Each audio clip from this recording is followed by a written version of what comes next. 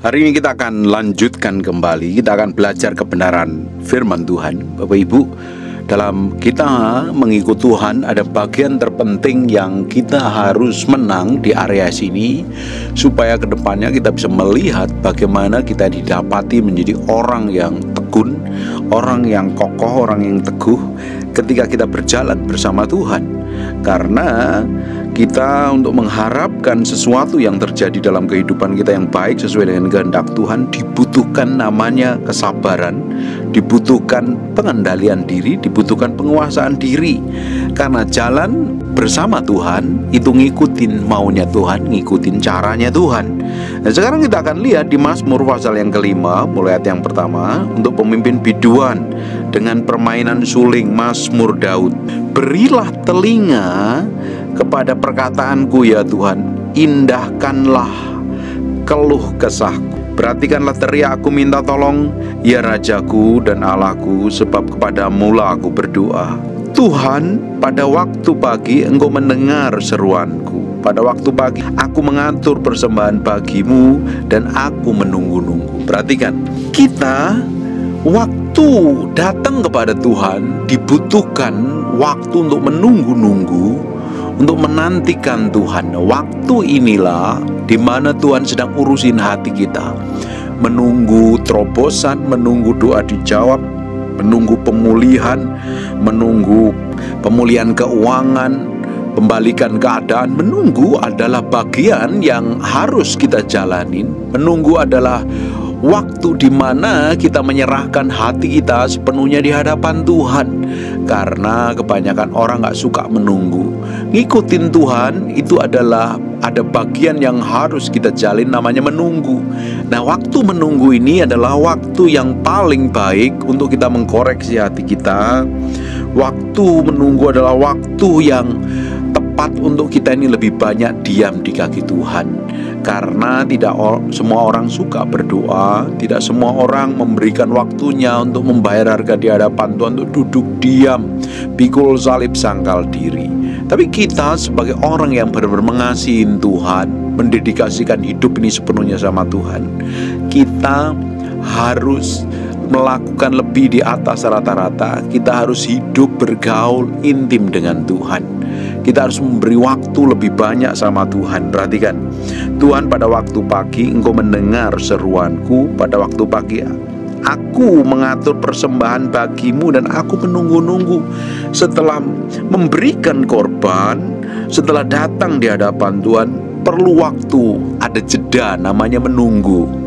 Waktu menunggu inilah, ini waktu terbaik untuk kita menyembah Tuhan, untuk memberikan diri, mendedikasikan hidup sepenuhnya di hadapan Tuhan. Sebab Engkau bukanlah Allah yang berkenan kepada kefasikan, yang jahat tidak menumpang padamu, pembual tidak akan tahan di depan matamu. Engkau membenci semua orang yang melakukan kejahatan. Engkau membinasakan orang-orang yang berkata bohong. Tuhan jijik melihat penumpah darah dan penipu. Menunggu, mengkoreksi hati, menyelidikin hati. Apakah yang di dalam diri kita ini udah benar? Apakah yang selama ini kita lakukan ini berkenan di hadapan Tuhan atau belum? Apakah tangan kita ini kotor, mulut kita ini jahat, jadi pembual, atau kita ini punya kebencian, simpen sakit hati, simpen dendam dengan orang? Menunggu adalah waktu kita berdiam di dalam hadirat Tuhan, duduk diam di kakinya, menyerahkan hati, pikiran, dan perasaan kita di hadapannya, mengkoreksi diri. Karena Tuhan tidak suka dengan pembual, penumpah darah, tidak suka orang yang melakukan kejahatan. Tuhan mau dapatin kita ini sebenarnya pingin hidup benar di hadapannya, hidup kudus, hidup takut akan Tuhan. Ini bagian terpenting. Waktu menunggu adalah mengkoreksi diri. Dan saya yakin orang yang memberi hatinya, memberi hidupnya, mengkoreksi dirinya, berjalan bersama Tuhan sepanjang hari, pasti karakternya berubah, pasti sikapnya berubah, pasti kelakuannya berubah. Saya juga tidak habis pikir, yang saya sering kali ngomong berkali-kali, dengan orang yang rajin ibadah tapi kelakuannya tidak pernah berubah, orang yang datang ke gereja pagi, siang, sore, malam, dan petang, tetapi hidupnya tidak mengalami breakthrough, tidak mengalami terobosan. Kelakuannya tetap buruk, sikapnya tetap busuk. Saya nggak habis pikir dengan orang-orang seperti ini.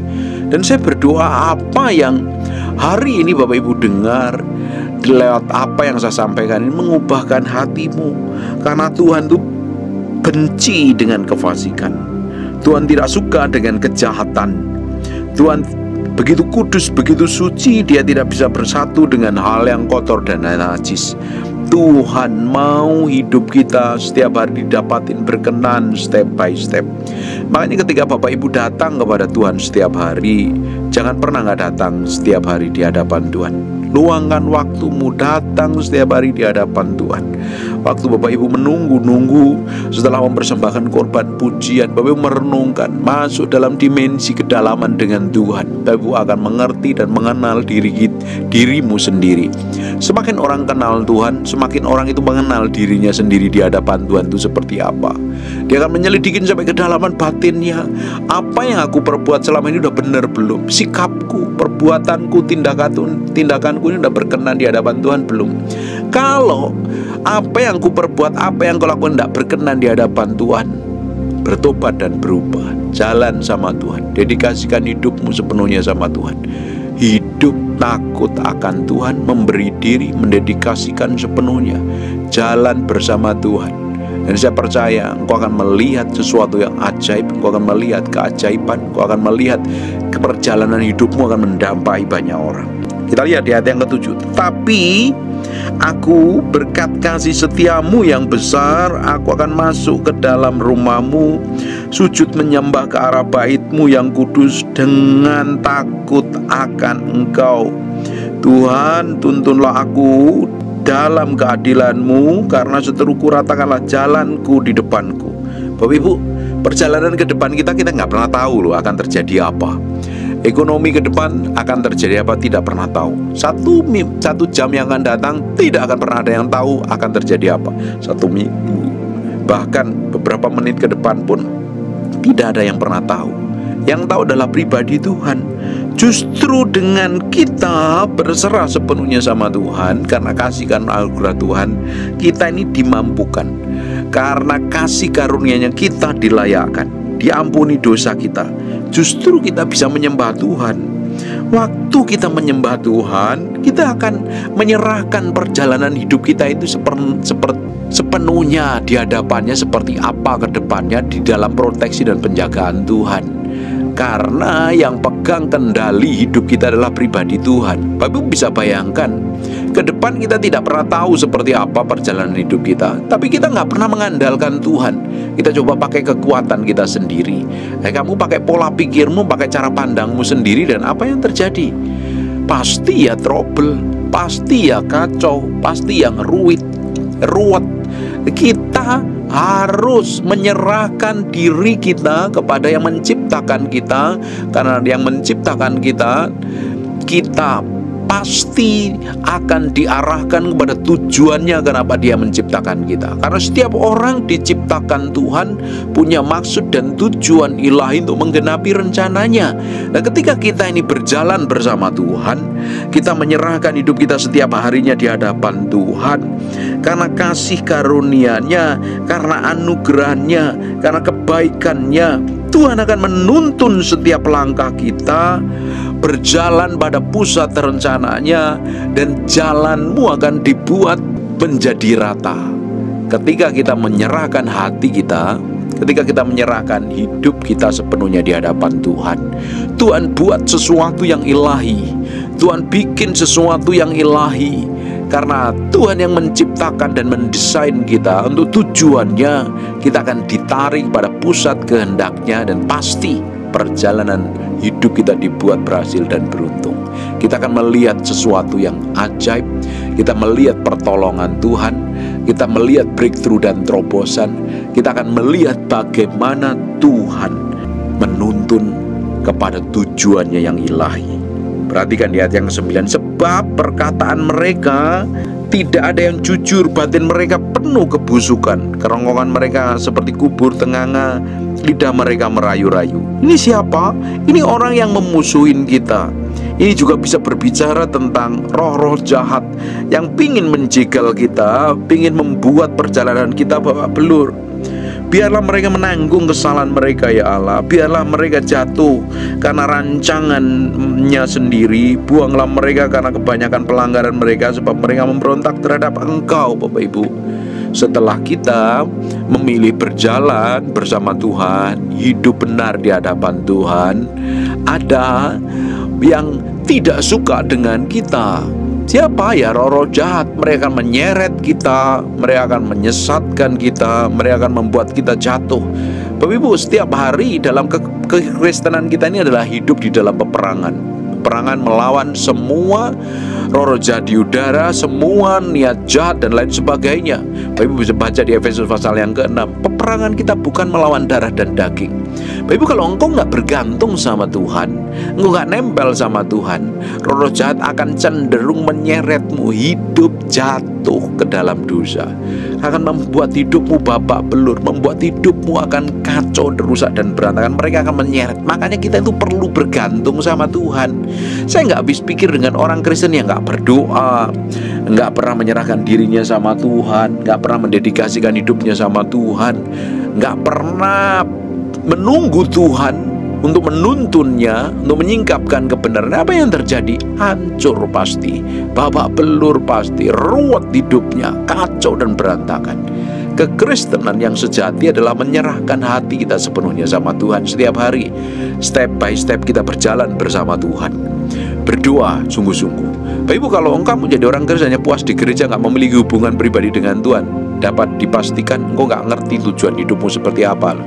Kamu hanya jalanin kehidupan kekristenan, tapi kamu nggak memiliki kehidupan berjalan bersama Tuhan. Akan jadi bulan-bulanannya setan. Engkau akan mengalami banyak peperangan dan akan mengalami banyak kekalahan. Banyak orang yang hanya sekedar percaya jadi orang Kristen, tapi hidupnya nggak ngerti tujuan Tuhan. Tuhan ciptakan kita punya maksud dan tujuan ilahi untuk menggenapi rencananya. Tuhan mau perjalanan kekristenan, kehidupan kita ini mengalami kemenangan hari demi hari, sampai garis akhir kita didapatin menjadi orang yang berkemenangan, menjalani, menikmati rencana Tuhan, hidup dalam rencana Tuhan, berjalan dari kemenangan satu pada kemenangan yang lain. Bapak Ibu, bisa dibayangkan, Bapak Ibu jadi orang Kristen tapi engkau ngalami kegagalan, engkau ngalami kehancuran dalam segala hal. Bapak Ibu bisa bayangkan, engkau jadi orang yang percaya, orang yang rajin beribadah, tapi hidupmu tidak berkemenangan, keluargamu kacau, hidupmu berantakan. Karena apa? Karena tidak memberi hidup, memberi diri, bergantung sepenuhnya sama Tuhan.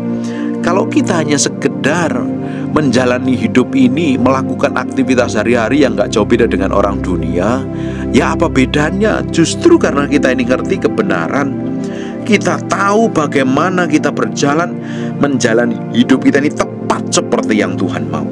Perhatikan di ayat yang ke-11. Tetapi semua orang yang berlindung padamu akan bersuka cita. Mereka akan bersorak-sorai selama-lamanya karena engkau menaungi mereka. Dan karena engkau akan bersuka ria orang-orang yang mengasihi namamu. Sebab engkau lah yang memberkati orang yang benar ya Tuhan. Engkau memagarin dia dengan anugerahmu dan seperti perisai. Bikin hidup kita mengalami kemenangan. Tuhan mau hidup kita mengalami kemenangan. Tapi kita harus memilih hidup benar-benar bergantung sama Tuhan, hidup di dalam hadirat-Nya, hidup menunggu-nunggu Tuhan, menantikan Tuhan setiap hari, berjalan, memutuskan, mengambil sikap, bertindak tepat seperti yang Tuhan mau. Orang Kristen harus memiliki hubungan yang dalam dengan Tuhan, bukan sekedar doa minta, bukan sekedar memohon, bukan sekedar minta masalahnya diselesaikan, tapi setiap hari memiliki keintiman, kedalaman dengan Tuhan, bergaul intim.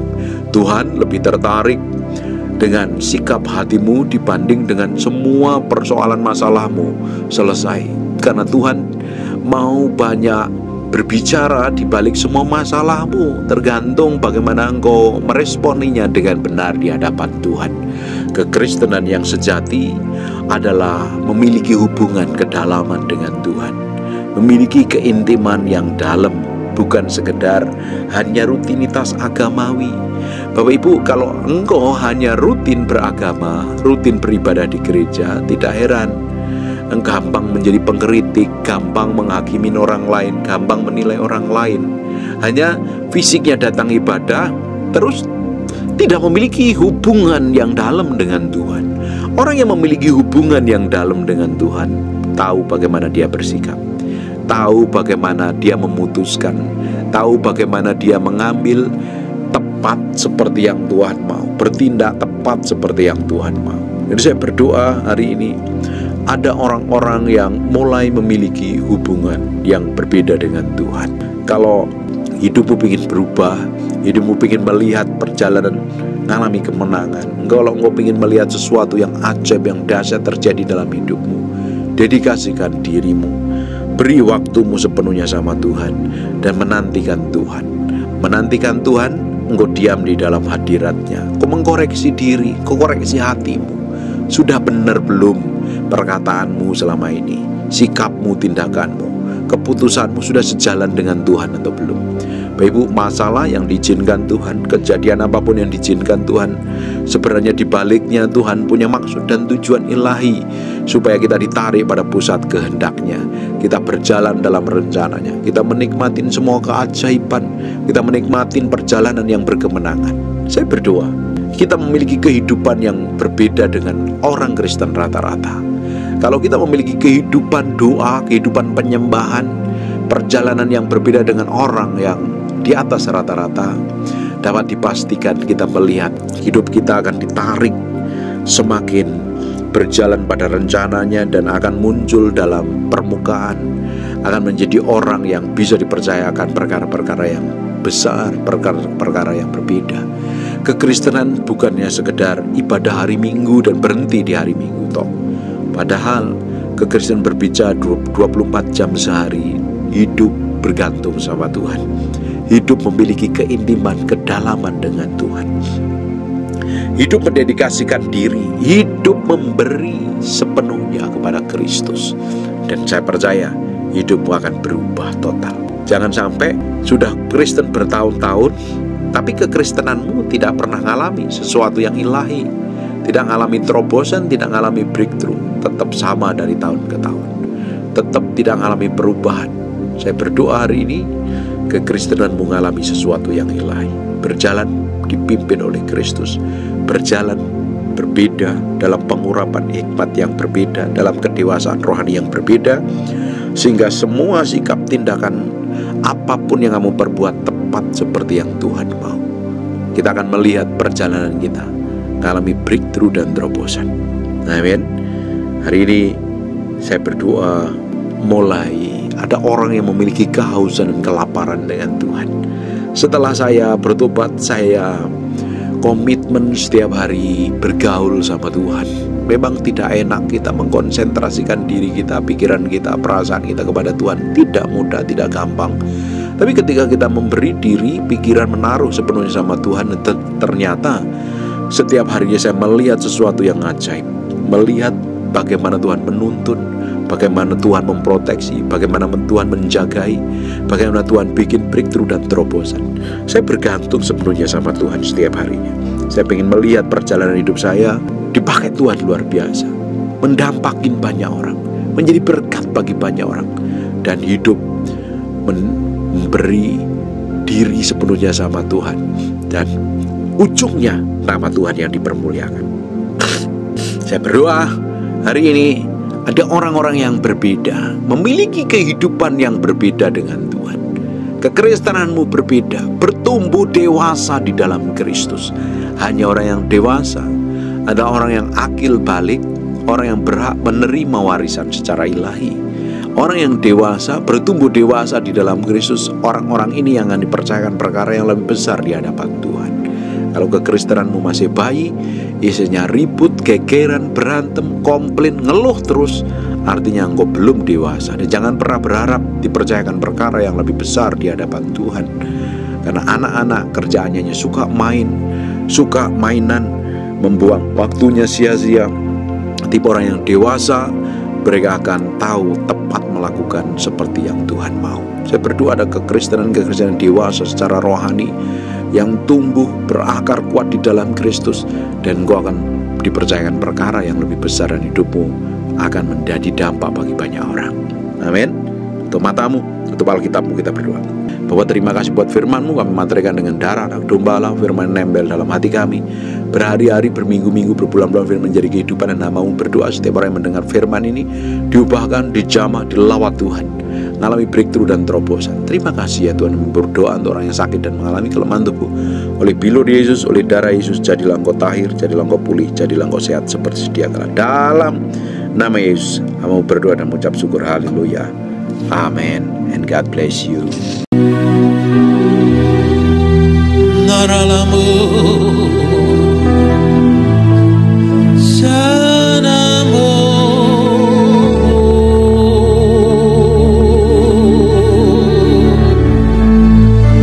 naranamu serialamu inanamu namu shananamu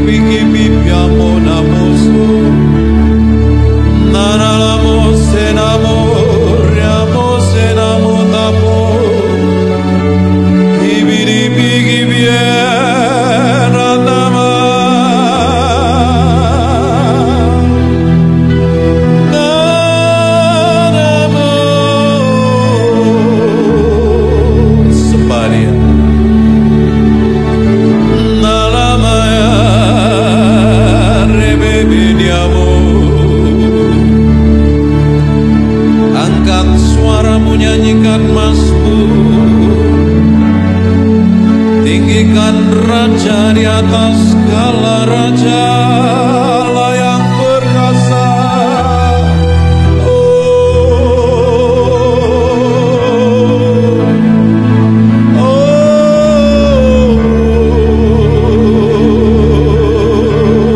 We worship you, we adore you, we adore you.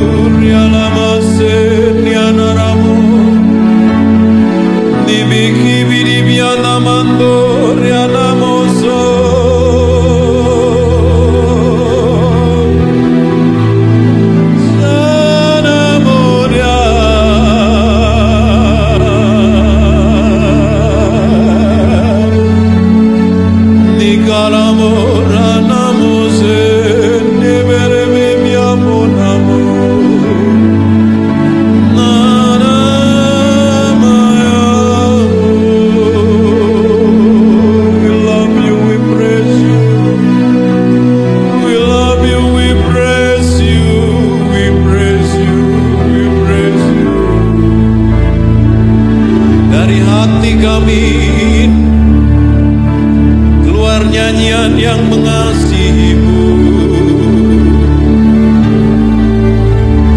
dari hati kami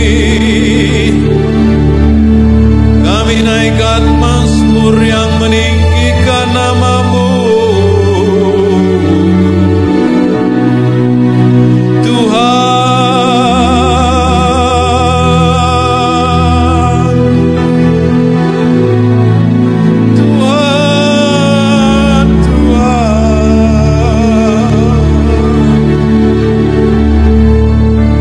Kami mencintai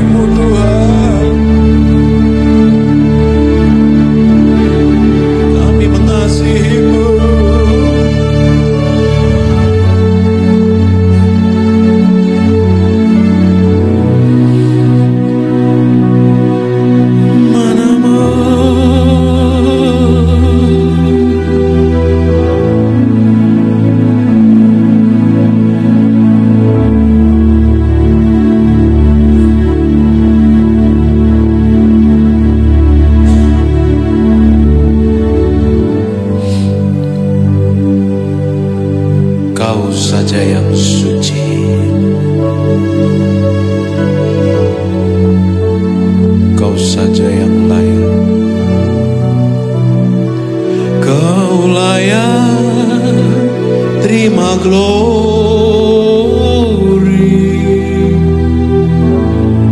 Yesus, Kau Tuhan. Kau saja yang suci.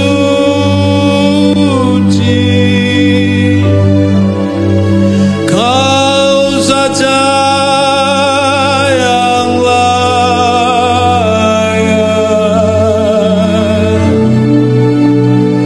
Kau layak terima glory.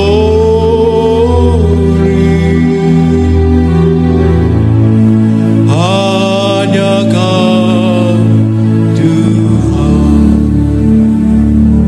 Terima kasih Roh Kudus. Terima kasih.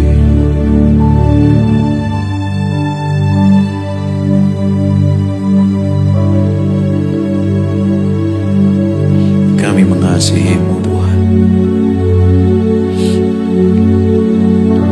Sungguh hati kami mencintai Engkau lebih dari apapun juga. Tapi dalam kedagingan kami sering melakukan hal yang menyakitin, yang bertolak belakang dengan kehendak-Mu. Berikan kemampuan kami setiap hari untuk berjalan dalam kesucian dan kekudusan.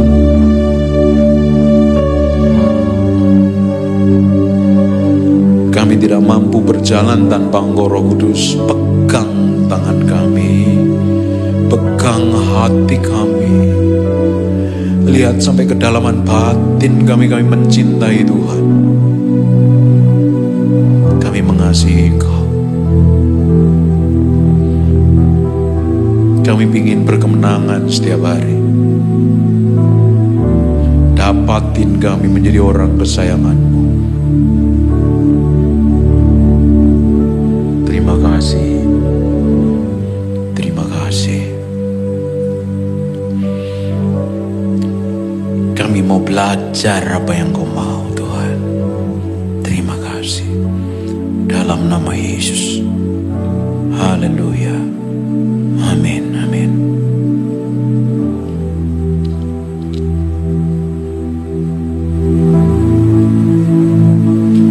Menikmati hadirat Tuhan, merasakan Tuhan datang.